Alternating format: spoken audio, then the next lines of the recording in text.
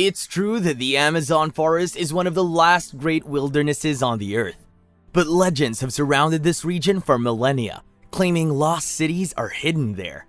Many Spanish explorers went on a quest for El Dorado, a supposed city of gold, and some never came back. Even in the 20th century, Percy Fawcett looked for the lost city of Z. He vanished into the jungle and added his own story to one that started 600 years ago. However, a new twist has emerged as scientists have discovered that ancient Amazonian cities existed. So, what is this new city? What's it hiding about our past? Well, watch this video till the end to find out. From 650 feet in the air, scientists use light-based remote sensing technology, or LiDAR, to identify ruins around Llanos de Mojos in the Bolivian Amazon, abandoned some 600 years ago. The images show the socially complex Kasarabi culture from 500 to 1400 CE in detail, with monumental platforms and pyramid walls. There were raised causeways connecting a group of suburban-like settlements that stretched for miles across a landscape shaped by massive reservoirs and canals for water control. It's the most striking discovery ever to show that Amazon rainforest wilderness was heavily populated for many centuries before recorded history began in the region. Co-author Heiko Prumers quotes an old Spanish proverb about no one being blinder than the one who doesn't want to see. He says, "It's a myth that was created by Europeans who really spoke of a jungle and vast regions untouched by humans. So a lot of people didn't want to see that there were archaeological sites here that merit exploration." In fact, he added that, "I'm sure that in the next 10 or 20 years we'll see a lot of these cities, and some even bigger than the ones we are presenting in our paper." The University of Florida's Michael Heckenberger has studied urbanism in the pre-Columbian Amazon for nearly 2 decades, but wasn't involved in this study. He notes that the elements of the settlement at Llanos de Mojos, like moats and causeways, and a modified landscape of parklands, working forests and fish farms have been seen elsewhere in the ancient Amazon. But the new research reveals something really cool. There have been previous urbanism projects in the Brazilian Amazon, such as Heckenberger's work with the Quicuro Nation in the Upper Xingu region. These settlements are like a network of villages. Some experts argue they're not urban because they don't have clearly defined larger centers, like platform mounds and U-shaped temples. But you can often find those urban centers at Llanos de Mojos. Heckenberger states that this, in my mind, the clearest case of a fully urbanized Amazonian landscape. It's a marvelous piece of work. It shows really remarkable range of things that humans did in the past to work with their landscapes and work with larger and larger populations. A previous archaeological dig and remote sensing effort had identified hundreds of isolated sites in the Llano de Mojos region, including Kasarabi settlements that hunted, fished, and farmed for staple crops like corn. It was also discovered that there were 600 miles of causeways and canals. However, the logistical challenges of mapping them in a remote tropical forest hampered efforts to see if they were related. Despite its remote location in a dense forest, the remains are difficult to spot, even from the air. Prumers says there's no way to know what's down there until you get there. And when you get there, you have problems like trying to find and orientate the sites. So they did airborne LiDAR mapping of 6 different areas, ranging in size from about 4 square miles to 32 square miles, to get a bird's eye view of what was in the heartland of Bolivia's Kasarabi culture between about 500 and 1400 CE. Using a LiDAR system, an airplane fires down an infrared beam, which bounces back and measures its distance. It produces a big data cloud that can be fed into software that creates high-resolution images that scientists can use to digitally deforest the Amazon. As trees are slashed away, the map reveals the Earth's surface and its archaeological features.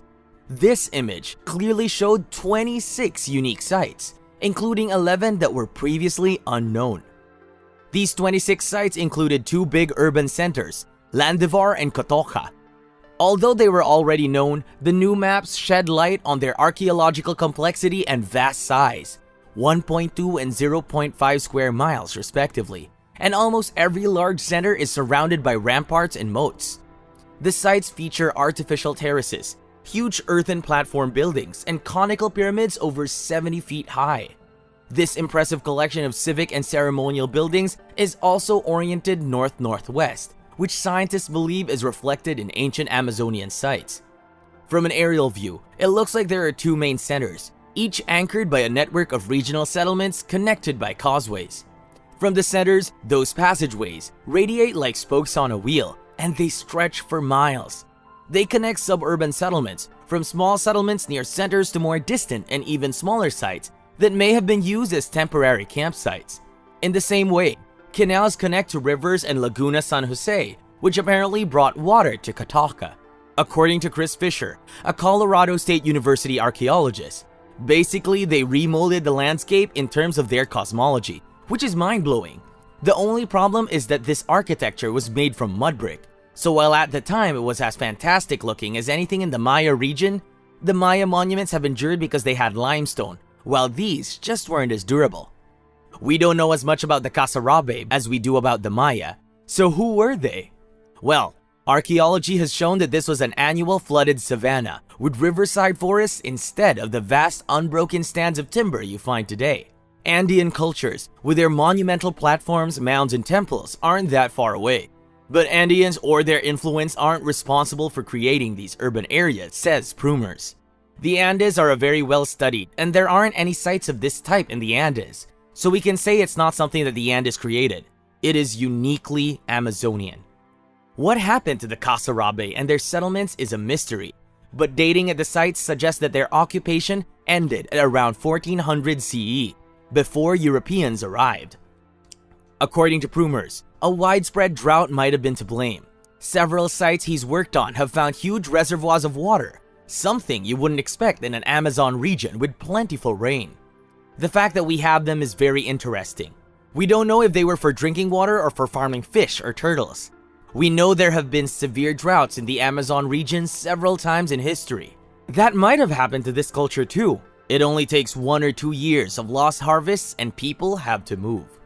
Despite its uncertain end, the culture that thrived here adds to the growing evidence that the Amazon isn't really a wilderness or even an unbroken forest until fairly recently. According to paleoclimate studies, the Amazon forest is much younger than thought, and that the large swaths of it were actually open savannas before Europeans arrived. The kind of landscape engineering performed by Amazonians, many of whom lived in urban or suburban settlements with high levels of social organizations. Heckenberger has been working on garden cities in Brazil's Xingu region, where there are homes, plazas, and palisade walls.